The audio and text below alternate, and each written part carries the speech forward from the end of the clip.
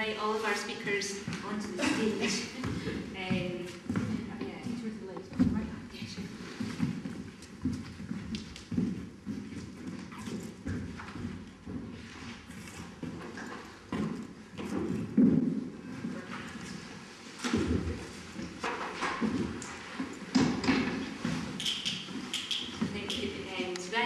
I'm going to start off with one question, and then I think if we could just open it up and again pretend that we're in a circle and just chat about some of the topics that have been raised today. So I think that we've covered a lot of ground. I'm just going to go back to that initial list that I had of all those ideas that I wanted us to discuss, if I can find it. So the questions that I thought that we might look at today included power, protest, participation, globalisation, the image, the media, technology, and the role of art. And I actually think we've done pretty well. We can tick some off.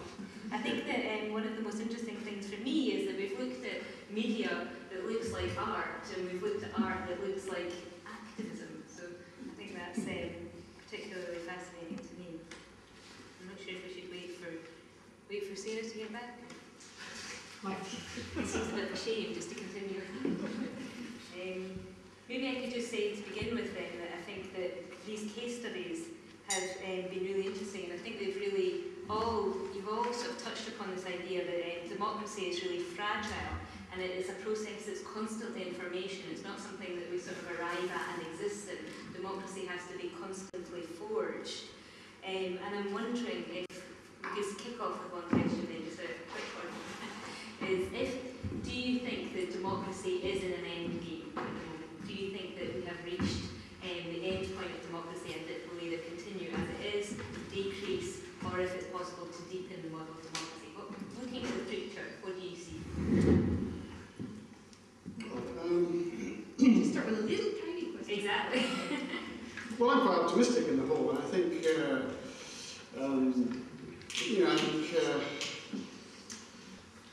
liberal democracy is, as we understand it, certainly is a sort of dominant form across the world. It has many drawbacks, and it's an imperfect form of democracy, but it does certainly creates the democratic space, or it creates the expectation of democracy among the people who are governed. And that is very important, I think, and that is now accepted.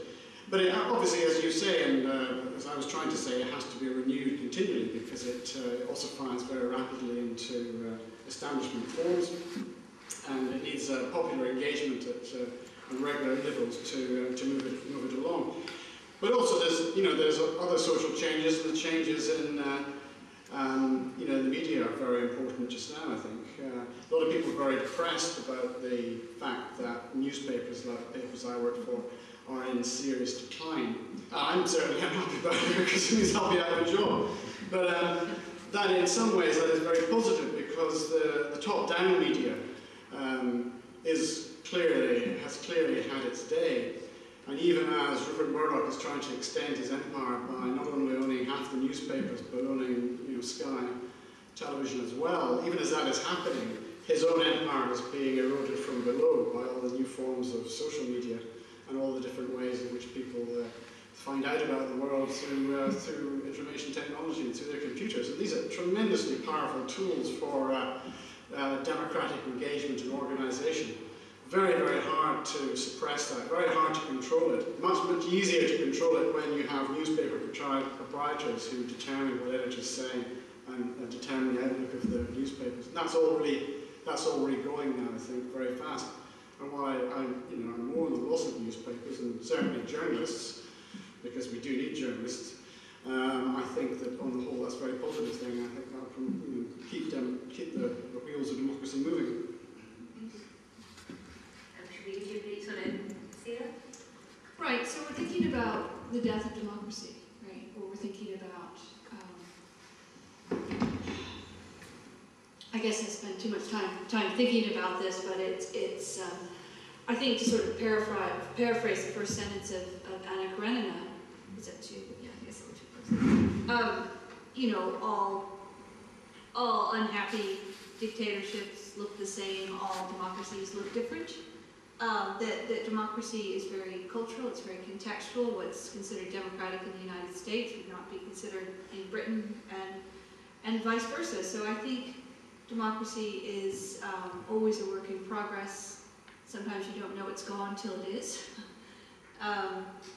Where we're going in the future with communication and democracy, I don't actually agree with Ian that top-down content is dead.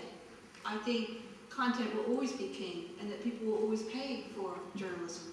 I think the model is shifting and changing, and it's right now, it's much like my university, it's in complete chaos. But I think we are going to come back to a recognition and reward for the top content producers. Even most popular blogs, all they do is just link to content, to content such as your own. Right now, they're just not paying you for it. So if Murdoch is doing anything, I think he's trying to establish that you should pay the journalists, you should pay the content producers. So democracy is in a very fragile state right now, where the fourth estate is struggling because we haven't really found a way of supporting journalists financially. And the one thing I know about democracy is you can't have a democracy without a strong media. That's what's the problem with Russia, a lot of other places. We all moan and complain about the media this, and oh, the BBC are doing that.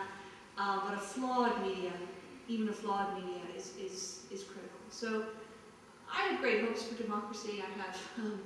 I have hopes for the internet allowing people to challenge authorities when authorities are doing things that are wrong. I think that the internet collapses time and space, and I think the internet can sometimes challenge things. At other times, it can reinforce the fact that all migrant seekers or all asylum seekers are antisocial and bad and should go back to their countries. But it also provides a space for giving them a voice and a face. So there's all that in balance.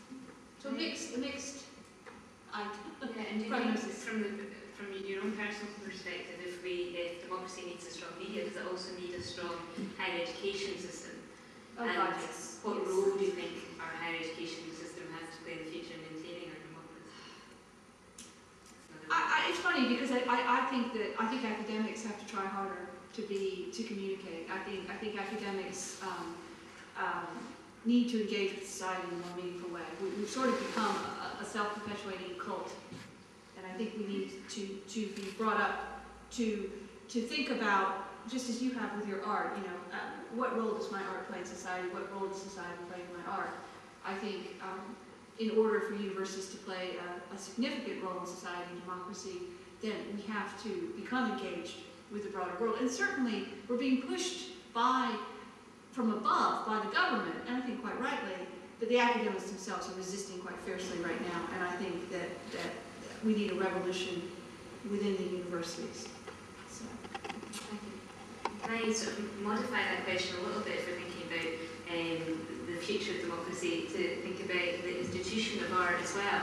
Mm-hmm. And I know that you have worked with institutions, galleries and things like that as well, so what role do you think those institutions might play in the future, if any? Well, I'd rather answer the first question or try to, if I may go back. Absolutely. Well, I would say that we don't have democracy. There's nothing to lose. We've never had it. The liberal democratic model we see expanding in the West now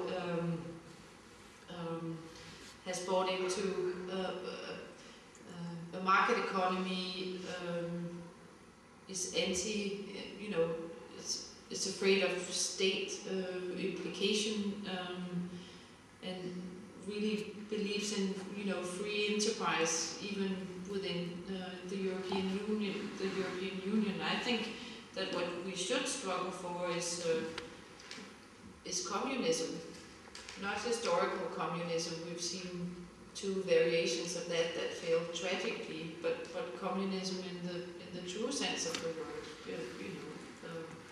power to all of us who inhabit the globe.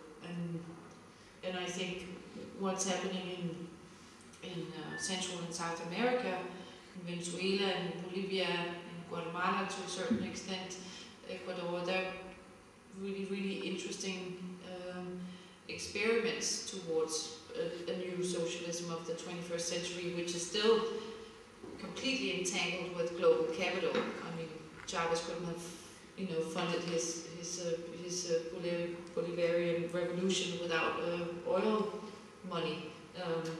But there are attempts at trying other societal models, and I think we have to look for them. I think liberal democracy has failed completely and has produced horrible atrocities. And I think we're very close at what Chomsky coined a spectator democracy. And do you think that the art institution as a public space has a role to play anymore in those sorts of, if that is the horizon, if you like, moving towards it, or if it can play? Well, it's Charles Eschi and what's her name? Sorry. Maria Hansen. No, in Becoming Dutch. English. Yeah.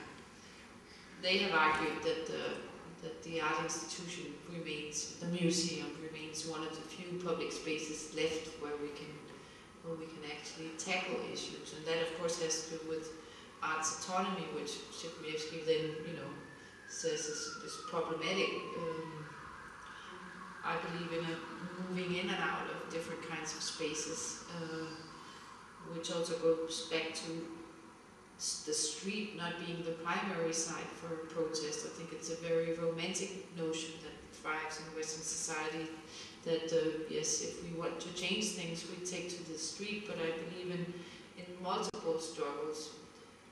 In the private sphere, in the domestic sphere, how I raise my kid is going to be important to the future. If I decide to sell my car, it's going to